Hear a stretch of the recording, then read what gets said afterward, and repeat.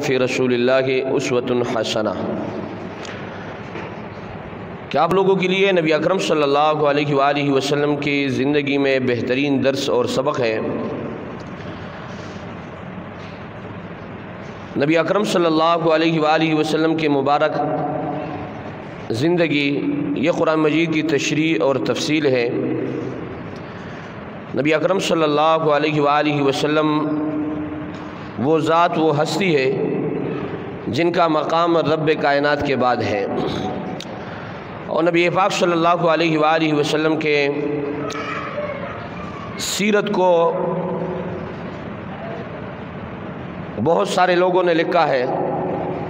نبی اکرم صلی اللہ علیہ وآلہ وسلم کے سیرت کو لکھنے کے بعد سب نے اقرار کیا ہے کہ لا يمكن الثناء كما كان حقه، لا يمكن الثناء كما كان حقه،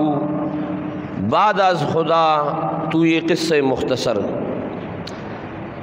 کہ نبی اکرم صلی اللہ علیہ وآلہ وسلم کے تعریف کو اور نبی اکرم صلی اللہ علیہ وآلہ وسلم کے مدح کو کما حقہ کوئی بیان نہیں کر سکتا ہے۔ قصہ مختصر یہ ہے کہ خدا کے بعد نبی پاک صلی اللہ علیہ وآلہ وسلم کا مقام اور مرتبہ ہے۔ نبی اکرم صلی اللہ علیہ وآلہ وسلم دنیا میں تشریف لائے، اس میں اختلاف کہ کس تاریخ کو نبی پاک صلی اللہ علیہ وآلہ وسلم کی پیدائش ہوئی ہے۔ نبی اکرم صلی اللہ علیہ وآلہ وسلم کے متعلق جو اصح قول یہ ہے کہ نبی پاک صلی اللہ علیہ وآلہ وسلم 9 ربیع الاول کو دنیا میں تشریف لائے ہیں۔ ایک قول 8 ربیع الاول کا ہے اور ایک ضعیف قول 12 ربیع الاول کا ہے۔ تو نبی اکرم صلی اللہ علیہ وآلہ وسلم جب دنیا میں تشریف لاتے ہیں اس وقت نبی پاک صلی اللہ علیہ وآلہ وسلم کے سر پر والد کا سایہ نہیں ہوتا ہے۔ نبی اکرم صلی اللہ علیہ وآلہ وسلم کے پیدائش سے پہلے والد انتقال کر جاتے ہیں، دنیا سے پردہ فرما دیتے ہیں۔ نبی اکرم صلی اللہ علیہ وآلہ وسلم کے متعلق لکھا ہے پیر کے دن دنیا میں تشریف لائے ہیں، اور نبی اکرم صلی اللہ علیہ وآلہ وسلم جب دنیا میں تشریف لائے تو فارس کے آتش گدہ میں ہزاروں سال سے آگ لگی ہوئی تھی، وہ بجھ گئی، اور قیصر و کسریٰ کے قصر سے، ان کے محل سے کنکریاں گری ہے۔ یہ علامات نبی اکرم صلی اللہ علیہ وآلہ وسلم کے آنے پر ہوئے ہیں، کیونکہ نبی اکرم صلی اللہ علیہ وآلہ وسلم کو اللہ رب العزت نے رحمت بنا کر بھیجا ہے، اور اللہ رب العزت نے فرمایا وَمَا أَرْسَلْنَاكَ إِلَّا رَحْمَةً لِلْعَالَمِينَ، میں نے آپ کو نہیں بھیجا مگر رحمت بنا کر بھیجا۔ تو نبی اکرم صلی اللہ علیہ وآلہ وسلم جب دنیا میں تشریف لائے ہیں تو ہر قسم کے مخلوق کے لیے رحمت بن کر آئے ہیں۔ نبی اکرم صلی اللہ علیہ وآلہ وسلم کی آمد یہ دنیا کے لیے ایک بہت بڑی نعمت اور رحمت ہے، اور نبی اکرم صلی اللہ علیہ وآلہ وسلم جب پیدا ہوئے تو والد کا سایہ نبی پاک صلی اللہ علیہ وآلہ وسلم کے سر پر نہیں ہے۔ عرب کا قانون اور دستور یہ تھا کہ بچے کو 2 سال تک دودھ پلانے کے لیے دیہات میں بھیجا کرتے تھے، اور اس کے لیے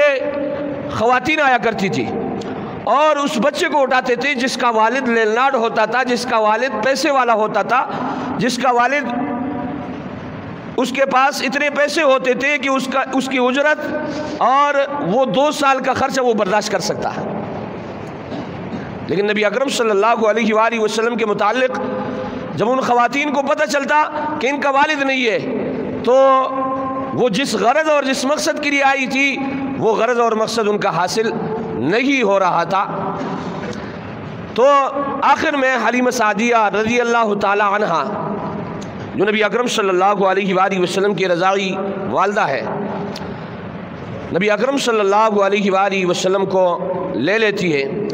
اور اس لیے لیتی ہے کہ میرے پاس میں گاؤں واپس جاؤں کوئی بچہ نہیں ہے۔ لیکن جب حلیمہ سعدیہ رضی اللہ تعالیٰ عنہ کے پاس نبی پاک صلی اللہ علیہ وآلہ وسلم آتے ہیں تو نبی اکرم صلی اللہ علیہ وآلہ وسلم کے معجزات کو حلیمہ سعدیہ رضی اللہ تعالیٰ عنہ نے دیکھا۔ قانون اور دستور اور طریقہ کار یہ تھا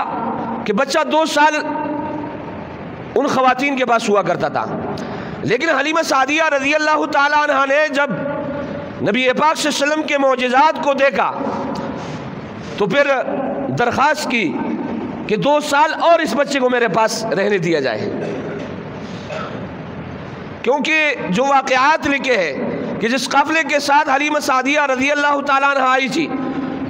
ان کی سواری انتہائی لاغر، لیکن جب نبی پاک صلی اللہ علیہ وآلہ وسلم کو لیا تو سواری میں بھی جان آ گئی اور قافلے والوں کے ساتھ ملی۔ قافلے والے ان سے پوچھا کرتے تھے کہ جس سواری پر آپ آئی تھی کیا یہ وہی سواری ہے؟ تو نبی اکرم صلی اللہ علیہ وآلہ وسلم کے گود لینے کی وجہ سے حلیمہ سعدیہ رضی اللہ تعالیٰ عنہ نے اپنے گھر میں جو رحمت اور برکت دیکھے، 2 سال کا عرصہ ان کے پاس تھا، پھر 2 سال کے لیے انہوں نے ریکویسٹ، درخواست، التماس، گزارش کی والدہ سے کہ 2 سال تک اس بچے کو اور میرے پاس چھوڑ دو۔ لیکن شق صدر کا واقعہ جب پیش آتا ہے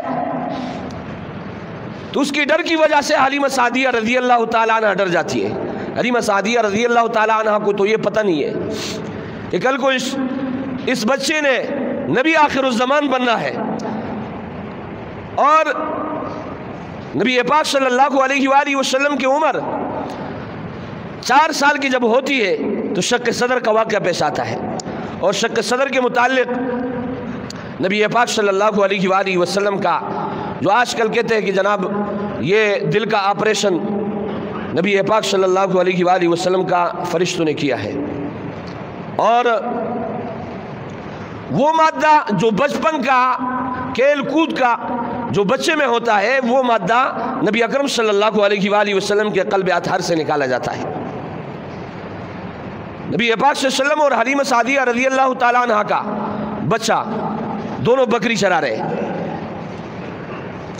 اور فرشتے آتے ہیں نبی پاک صلی اللہ علیہ وآلہ وسلم کے